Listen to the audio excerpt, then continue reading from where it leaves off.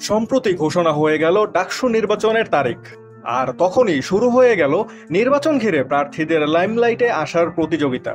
সাবেক এনসিপি নেত্রী এবং বৈষম্য বিরোধী আন্দোলনের সমন্বয়ক উমামা ফাতিমা ইতোমধ্যেই নিজেকে ডাকসুর ভিপি পদপ্রার্থী হিসেবে ঘোষণা করেছেন। এনসিপিতে তার যোগ না দেয়া এবং সমন্বয়কদের সমালোচনায় মুখর থাকায় অনেকে আগেই ধারণা করে নিয়েছে তিনি লড়বেন ভিপি পদে। তাছাড়া তার স্বতন্ত্র বৈশিষ্ট্যের কারণে প্রশংসাও করেছেন তিনি বেশ অনেকটাই। বলা চলে তিনি বেশ শক্ত একজন প্রতিদ্বন্দ্বী এবং নারী ভোট যদি একচেটিয়াভাবে তার পক্ষে যায় তাহলে তার বিজয় অনেকটাই সুনিশ্চিত।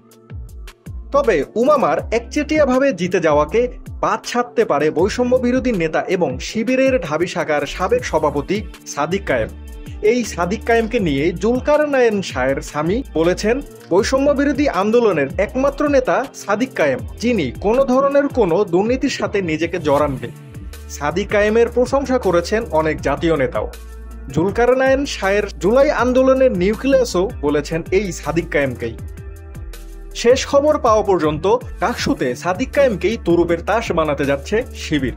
সাদিক কায়েমকে শিবিরের কেন্দ্রীয় কমিটিতে বড় কোনো পদ না দেয়ায় অনেকেই ধরে নিয়েছিলেন যে সাদিক কায়েমই হবেন শিবিরের ডাকসু ভিপি পদপ্রার্থী। এখন মূল কথা হলো সাদিক কায়েম এবং উমামা ফাতিমার মধ্যে ভিপি হওয়ার সুযোগ কার বেশি। উমামা ফাতিমার মূল শক্তি বাম ঘরানার ছাত্ররা, যদিও তাদের শক্তি তুলনামূলকভাবে অনেকটাই কম।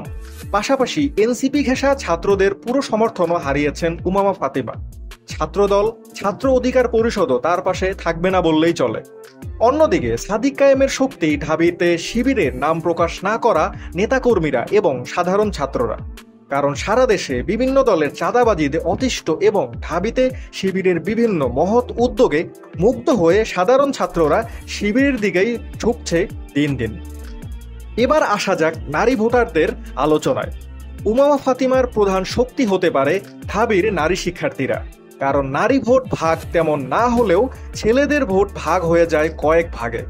তবে ইসলামী ছাত্রী শক্তি এক্ষেত্রে শিবিরের পক্ষে বেশ জোরালো একটি ভূমিকা রাখতে পারে। পাশাপাশি ঢাবির নারী ছাত্রীদের মধ্যে শিবিরকে নিয়ে একটি ইতিবাচক মনোভাবও রয়েছে। তাই নারী ভোটও উল্লেখযোগ্য পরিমাণে শিবিরের দিকেই ঝুঁকবে বলে আশা করছেন বা ধারণা করছেন রাজনৈতিক বিশ্লেষকরা। তাই বলাই যায় ডাকসু নির্বাচনে বেশ হাড্ডাহাড্ডি লড়াই হতে যাচ্ছে এই দুই প্রতিদ্বন্দ্বীর মধ্যে, যেখানে সাদিক কায়েমের জয়ের আশাই করছেন অধিকাংশ ব্যক্তিরা।